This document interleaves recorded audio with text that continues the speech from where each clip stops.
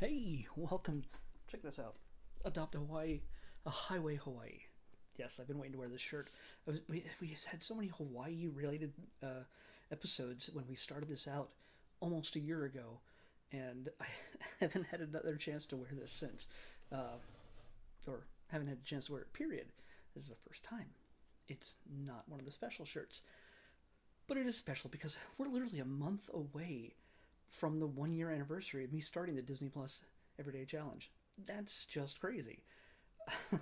And today we celebrate it with Lilo and Stitch. It takes place in Kauai, in Hawaii, and yeah, I don't know if I really need to tell you what this movie is about. I'm sure every Disney file out there knows Lilo and Stitch, and this is one of those weird one-off non-princess animated films direct from Disney, not Pixar or anything else, that people absolutely love. It is absolutely a different kind of Disney film because the protagonist or protagonists are so small and they're so weird. Lilo, little girl, she's got this demented sense of humor, which I absolutely love. She's played by Davy Chase. If I looked at her career after this and or around this, she played Samsara, the girl that crawls out of the TV in The Ring. That's in the live action. She's not animated, obviously. Well, sort of. She's done a bunch of other things, but she's adorable as what? She's like 5 in this. She plays Samantha Darko, Donnie Darko's sister. She plays Chihiro in Spirited Away. So yeah, she's cornered the market here on unusual and sort of iconic characters in some cases. I don't know if Samantha Darko is really iconic as, say, Donnie, but still, or even Frank. But we're getting back to Lilo and Stitch. This is from 2002. It's an hour and 26 minutes long, and it's it is the brainchild of a man named Chris Sanders. He co-wrote and directed this. It's based on an idea of his. He is also like the character designer. He's also the voice of Stitch, which I didn't know about till now. And I've met this man many, many times at Comic Con. Every year he has a table at San Diego Comic Con, and I get his sketchbook. I collect his sketchbooks, so it was kind of neat to. I knew he was involved with it. I knew he helped create all of it. I just kind of figured he was an animator because he is also the man behind How to Train Your Dragon, the look and feel of the films, of the characters, and Toothless and everything else. Also the Croods and a few other things. But Lilo and Stitch is where he kind of made a name for himself, obviously because he's involved in every aspect of this film. It's kind of crazy. It's kind of neat. So Chris Sanders, look him up. You'll recognize his artwork immediately because it's very much in the very much in that style. You'll almost see every other girl kind of looking like Nani, Lilo's big sister. But yeah, it's not every other girl. There's he loves the curvy Hawaiian girls. Let's just say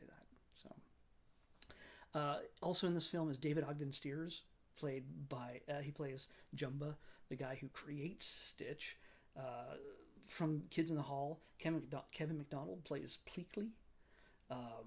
Ving Rhames plays Cobra Bubbles, the how do we say? He's a social services. He's pretty much there to take away Lilo if Nani can't get her stuff together and keep her job and not have chaos reigning at every moment. And Lilo does not make her life much easier. She throws a tantrum, nails the door shut, and turns up the Elvis music, and right at the time that Nani needs it least, causing a lot of trouble, a lot of strain in the family. They lost their parents. Ding ding, Disney trope. They lost their parents for mysterious reasons. They don't really go into it. But they're all they have. Ohana means family. It means nobody gets left behind. That's one of the main lessons and messages in the film.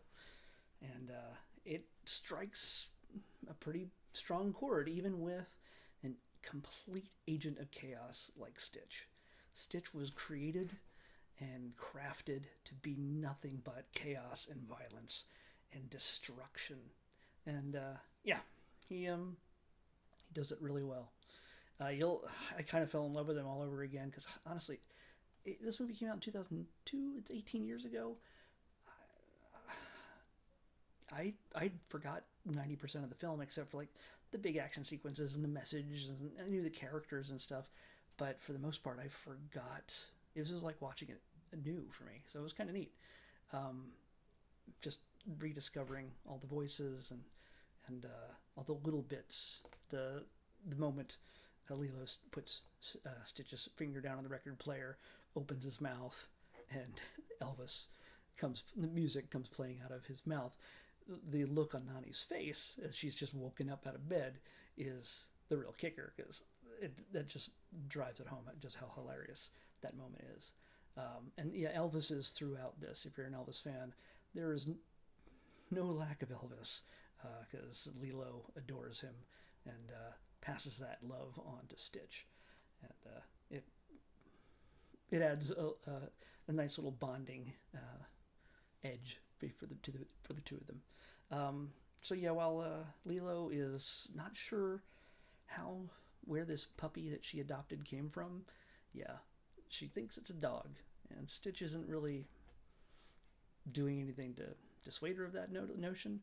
He's basically using her as a shield to hide from the guys who are hired to bring him back, because he's a dangerous weapon, and basically his creator, which is Jumba, and Pleakley, he's just an assistant to the government, and he's the expert on Earth. They're tasked with bringing him back, and they're just not very good at it. So yeah, lots of conflict, lots of tension, and you get to see Stitch sort of understanding that he might have a place amongst these people, and everything he does, the way he acts out, the way he just creates a whirlwind of destruction wherever he goes, is not something that's conducive to helping keep a family together. And his actions help tear things apart even worse, make things even worse, as it's not good. So yeah, I don't really need to tell you what all that is about. I mean, if you haven't seen the movie, good grief, see it now. I've told you way too much, but if you haven't, it's time to revisit it. It's been 18 years. This movie's almost 20 years old. And by the way, you'll want to also look into, there's some controversy. There's some lost scenes, edited scenes that they had to change because of 9/11, involving a space chase and everything else, that just got to be a little bit too close to the way things were in September of 2001. So yeah, that's not part of the film. That's just a little bit of trivia, so you might want to check that out. But I can't recommend this hard enough. This is just a fun, just crazy movie, and I fell in love with it all over again. It's worth taking the time. If you have nothing else you need to watch right now, Lilo and Stitch, it's what you should be watching, because it'll put a smile on your face, and good grief, it's sweet, and it's maniacal, and it's hilarious. And that's why I like a lot of Chris Sanders stuff. So check him out. All right. Well, it's time to pick tomorrow's episode. 263. 263. It recharges this thing and it resets itself. There we go. This is list version 2. 263. Oh, you know what? We got another documentary type thing. We got a lot of these over the last few days. But this one might be a little bit interesting to some of you who are into the Disney princesses. This is a fairly recent one. This was brought out probably last year or so. This is Into the Unknown, the making of Frozen 2. So, yeah, a little behind the scenes of Elsa, Anna, Olaf, Sven, Carlos, Jimmy, Ralph, all those guys. Yeah, let's come back here tomorrow with the making of Frozen 2 on the Disney Plus Everyday Challenge. I'll see you back here tomorrow.